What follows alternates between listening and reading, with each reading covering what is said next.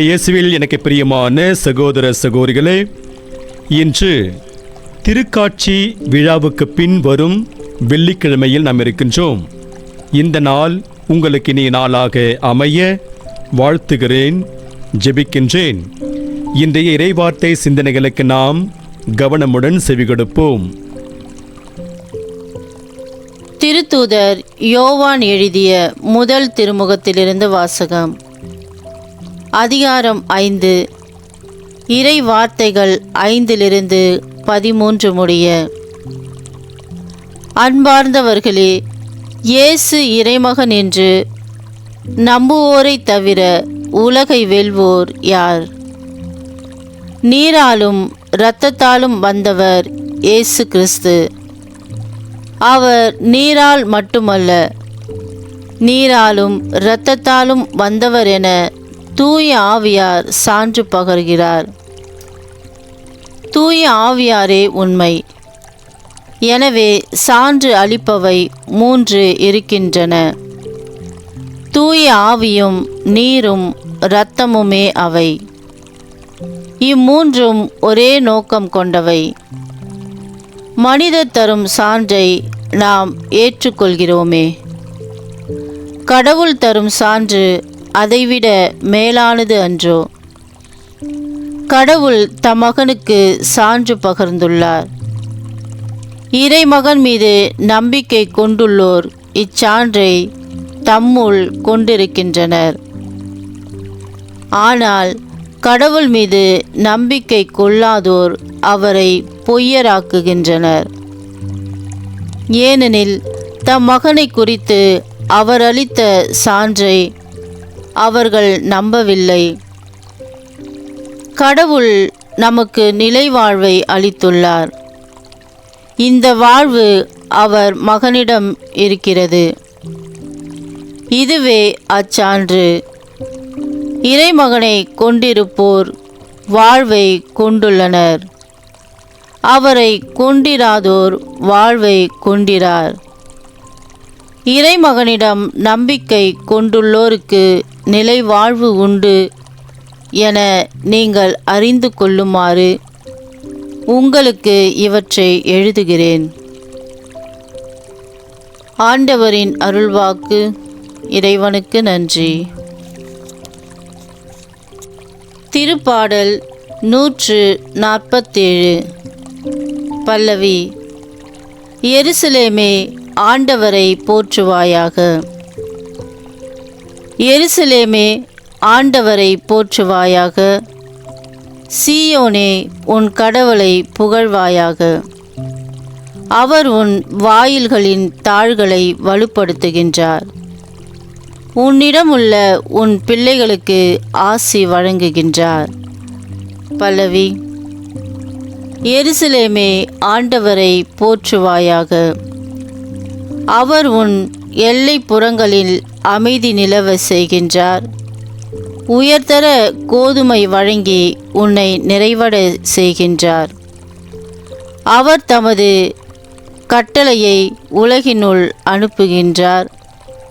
அவரது வாக்கு மிகவும் விரைவாய் செல்கின்றது. பல்லவி. எருசலேமே, ஆண்டவரை போற்றுவாயாக.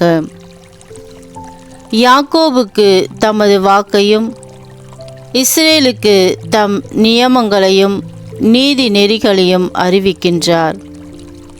அவர் வேறெந்த இனத்திற்கும் இப்படி செய்யவில்லை. அவருடைய நீதி நெறிகள் அவர்களுக்கு தெரியாது. பல்லவி. எருசலேமே, ஆண்டவரை போற்றுவாயாக. அல்லேலூயா, அல்லேலூயா. இயேசு விண்ணரசு பற்றிய நற்செய்தியை பறைசாற்றினார். மக்களிடையே இருந்த நோய் நொடிகள் அனைத்தையும் குணமாக்கினார். அல்லேலூயா. ஆண்டவரே, நற்செய்தியை தகுந்த விதத்தில் எடுத்து சொல்ல என் உள்ளத்தையும் உதட்டையும் தூய்மையாக்கும். ஆண்டவர் உங்களோடு இருப்பாராக, உம் ஆன்மாவோடும் இருப்பாராக. தூய லூக்கா எழுதிய பரிசுத்த நற்செய்தியிலிருந்து வாசகம். ஆண்டவரே, மாட்சி உமக்கே. லூக்கா நற்செய்தி அதிகாரம் 5 இறை வார்த்தைகள் 12-16 முடிய. அக்காலத்தில் இயேசு ஓர் ஊரில் இருந்தபோது உடலெல்லாம் தொழுநோயால் பாதிக்கப்பட்டிருந்த ஒருவர் வந்தார். அவர் இயேசுவை கண்டு அவர் காலில் விழுந்து, ஆண்டவரே, நீர் விரும்பினால் எனது நோயை நீக்க உம்மால் முடியும் என மன்றாடினார். இயேசு கையை நீட்டி அவரை தொட்டு, நான் விரும்புகிறேன், உமது நோய் நீங்குக என்றார். உடனே தொழுநோய் அவரை விட்டு நீங்கிற்று. இயேசு அவரிடம், இதை யாருக்கும் சொல்ல வேண்டாம், நீர் போய் உம்மை குருவிடம் காட்டி நோய் நீங்கியதற்காக மோசே கட்டளையிட்டுள்ள காணிக்கையை செலுத்தும். நீர் நலமடைந்துள்ளீர் என்பதற்கு அது சான்றாகும் என்று கட்டளையிட்டார். ஆயினும் இயேசுவை பற்றிய செய்தி இன்னும் மிகுதியாய் பரவிற்று. அவரது சொல்லை கேட்கவும் தங்கள் நோய்கள் நீங்கி நலம் பெறவும் பெருந்திரளான மக்கள் அவரிடம் கூடி வந்து கொண்டிருந்தார்கள். அவரோ ஆள் நடமாட்டம் இல்லாத இடங்களுக்கு சென்று தனித்திருந்து இறைவனிடம் வேண்டி வந்தார். ஆண்டவரின் அருள்வாக்கு. கிறிஸ்துவே உமக்கு புகழ். மக்கள் மிகவும் விரும்புவது என்ன? இயேசுவில் எனக்கு பிரியமான சகோதர சகோதரிகளே, ஒரு சில ஆண்டுகளுக்கு முன்பு ஒரு கருத்து கணிப்பு நடத்தப்பட்டது. அந்த கருத்து கணிப்பில் கேட்கப்பட்ட கேள்வி இதுதான்: நீங்கள் மிகவும் விரும்புவது என்ன? இதற்கு பெரும்பாலானோர் அளித்த பதில் பொன், பொருள், ஆடம்பரமான வாழ்க்கை, இப்படி எதுவுமே இல்லை. மாறாக அமைதிதான். ஆம், இயேசுவில் எனக்கு பிரியமான சகோதர சகோதரிகளே, பெரும்பாலான மக்கள் விரும்புவது அமைதிதான். அதைத்தான் இந்த கருத்து கணிப்பு முடிவுகள் நமக்கு உணர்த்துகின்றன. இன்று நாம் பாடக்கேட்ட பதிலுரை பாடலில் ஆண்டவர் உன் வலப்புறங்கில் அமைதி நிலவ செய்கிறார் என்கிற வார்த்தைகள் இடம்பெறுகின்றன. அதை பற்றி நாம் சிந்தித்து பார்ப்போம். தொடங்கும் போதும் முடிக்கின்ற போதும் அல்லேலூயா என்கிற வார்த்தை இடம்பெறுவதால் இது அல்லேலூயா பாடல் வகையை சார்ந்தது.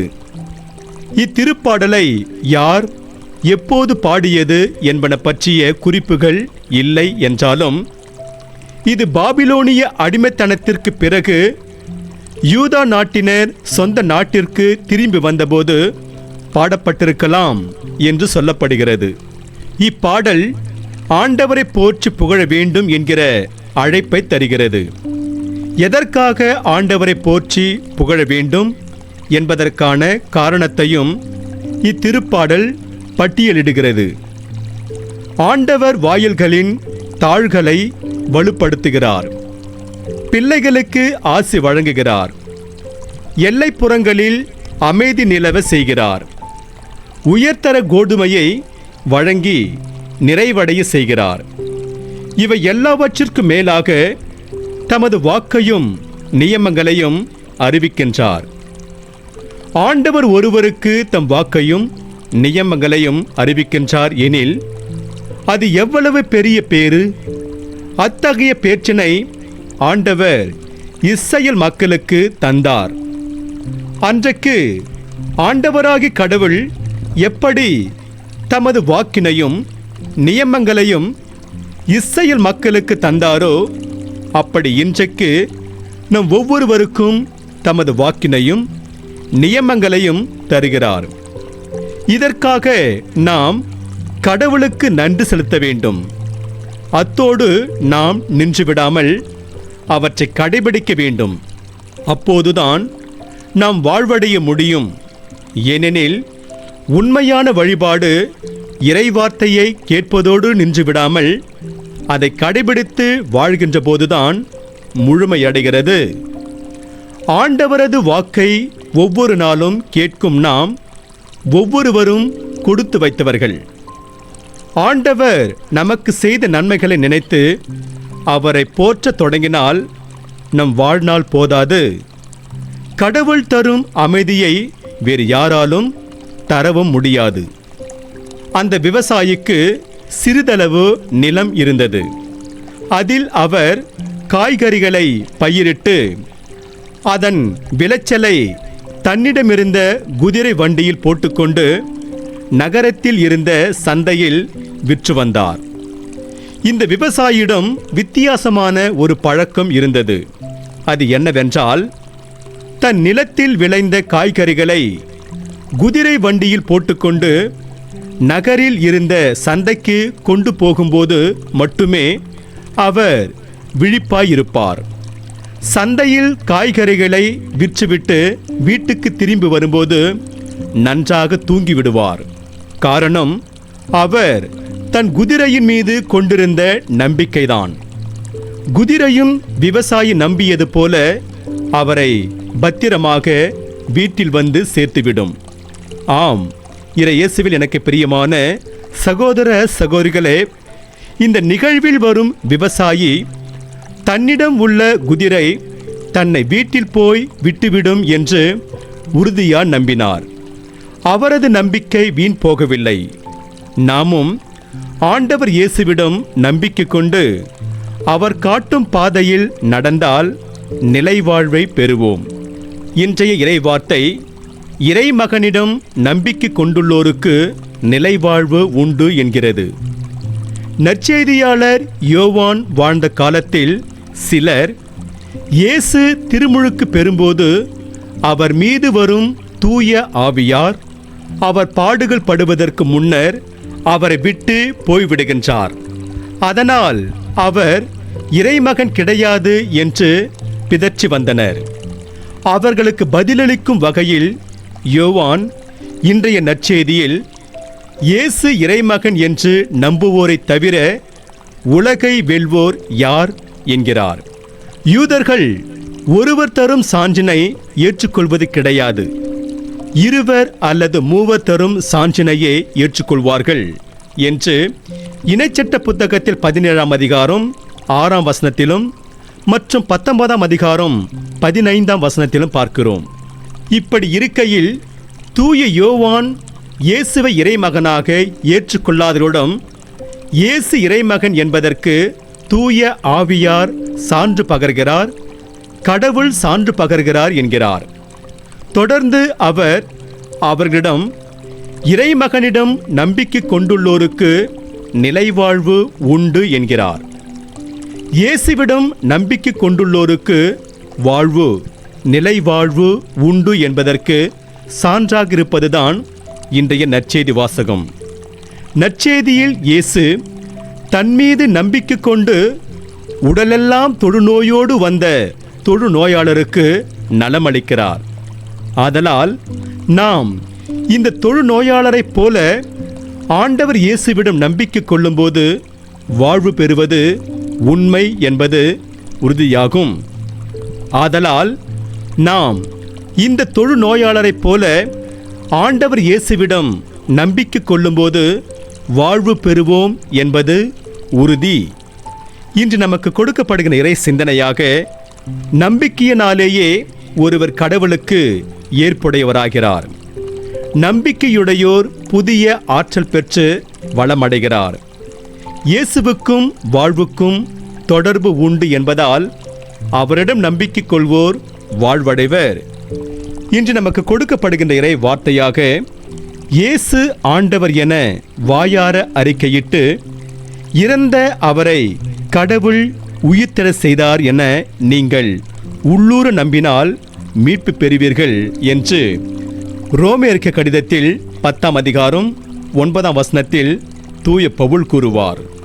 ஆகவே இறையேசு பிரியமான சகோதர சகோதரிகளே, நாம் இயேசு இறைமகன் என நம்பி அவரோடு உள்ள உறவில் நிலைத்திருந்து இறையருளை நிறைவாக பெறுவோம்.